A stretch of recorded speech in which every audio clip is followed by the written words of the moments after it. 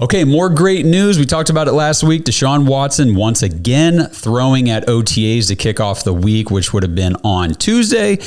And, that was during the open media session. So, it seems like the Browns are very comfortable. Deshaun Watson's very comfortable having the media be present for his throwing. They're not trying to hide anything. They're not trying to say, okay, he might not be 100%. We want him out here, but we don't want anybody to see him. They don't care. He's wide open to the media. They're letting him throw. And, we got a couple more highlight clips. We got a nice video of Deshaun Watson throwing a nice deep pass to Elijah Moore, who, by the way, Elijah Moore, we'll talk about in a little bit, but he was not present last week during the first session of OTAs, but he is there this week. So I mentioned it last week. I'll do it again just for all of you nonsense, haters out there. I get that this is May. I get that this is helmets and shorts. They're not playing against a defense. I understand all these things. What this specifically, there were a couple highlight videos of Deshaun Watson throwing nice passes, but it was the one to Elijah Moore that I really watched this one a couple times, and here's why, okay? I slowed it down because I wanted to see the mechanics of him throwing. I don't care if there's no defenders on Elijah Moore. I don't care about any of that stuff.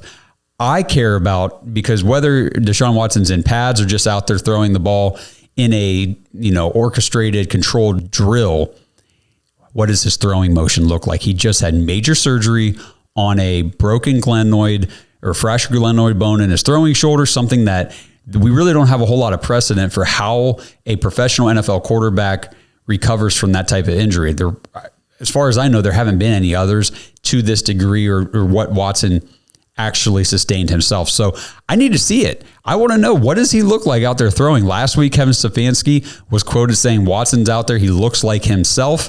And after watching the video slowed down, I agree. I think he really does look like himself. His release looks good. It looks normal, fluid. The ball comes out with good velocity. He's got a tight spiral.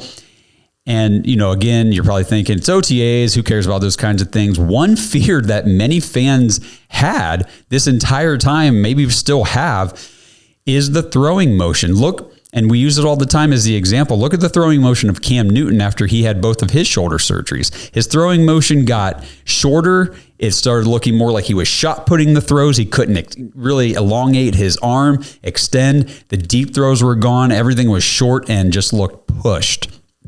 And it wasn't fluid anymore. And so far, I haven't seen any of that with any of the clips, the highlight reels, the footage that has come out of Deshaun Watson throwing at camp. He truly does look normal. It looks like he never injured that shoulder. It looks fluid. And that's what I have been the most, if I'm apprehensive about anything with Deshaun Watson, it's not his play on the field. You guys know how I feel about that. I come from the perspective of, actually, when he played in 2023, he actually played pretty damn well, all things considering. We only got we didn't even get 3 games. We got 2.5 games without him having a shoulder injury. He injured the shoulder in the 3rd game against Tennessee. And every time we saw him on the field after that, he had something wrong with his shoulder. So we did not get a whole lot of opportunity to see what he could do without that shoulder injury. But to see him back on the field, throwing the ball, the way that he is, and everything just looks natural again. And you might hate Deshaun Watson, but I'm telling you, if you hate him, you probably don't want to listen to this anyway. But for everybody else, you guys have to understand. Take the media headlines and the media BS out of it. Deshaun Watson is one of the best quarterback athlete players we have at the professional level in sports today. I know that's going to throw some people for a loop. You're going to say, yeah, right, he hasn't proved it since 2020, blah, blah. Just athletically, this guy is a true athlete, and he has been a successful quarterback at every level, including the NFL. There's a reason why the Browns did what they did to bring him in. And what I'm just trying to get across here is that watching the videos of him throwing already here in May after the shoulder surgery encourages me that the athlete that is Deshaun Watson at quarterback is still there. And the nice thing is, this wasn't a knee injury. This wasn't an ACL or an Achilles or something like these other quarterbacks are coming back from. It's an upper body. Now, I get it's his throwing shoulder, but the lower body stuff, you really have to be more concerned. Is this guy going to play more hesitant? Is he not going to run? Is he Is he going to be favoring something? Is there a re-injury risk? By all accounts, the surgery was a complete success. 100% recovery is expected. And so far, we have no reason to suspect anything else. So I read that now there's a possibility or, a hope that maybe Deshaun will be doing back-to-back throwing days whenever the mandatory minicamp starts in. I was right, June 11th.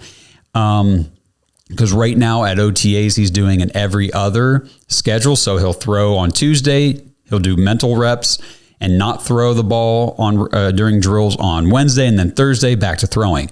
So again, it's another great sign that it's not just 1 out of 3 that he's thrown. He's throwing 2 out of 3. So he's definitely on the right track. He's going to be back. He's going to be okay. I have full confidence in that. And this hope now that I was reading this, they're saying now even, what's that, another 10 days from now, 11 days from now, he could possibly come into that veteran minicamp throwing back-to-back days, which would be another big step, another huge milestone in his recovery.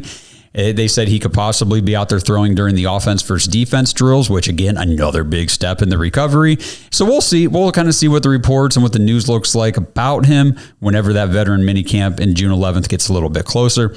But again, the fact that we're even speculating here in May that just less than 2 weeks away, he could be doing back-to-back throwing days. He could be running offensive drills against defensive fronts and all this kind of thing. That is very, very great news if you're a Browns fan, because if you're a Browns fan and you want this team to succeed, then you want Deshaun Watson to succeed, because this team does not succeed without the quarterback. We've seen that across the league. I don't care how great New York Jets, awesome defense, great team all around. They lose their quarterback, done. Don't even have to talk about them anymore because they don't have a shot. Now, the Browns were able to pull some magic out of their butts last year with some quarterback Russian roulette, and they made some magic and got to the playoffs, but that's not repeatable every single year. We need our guy healthy, on the field, ready to go. So again, I've been saying this to people on social media, these so-called fans. I'm sorry, I hate to call, I don't like to call out anybody's fandom, but the people that say, oh, I root for the Cleveland Browns, but I'm rooting for Deshaun Watson to fail because I don't like him,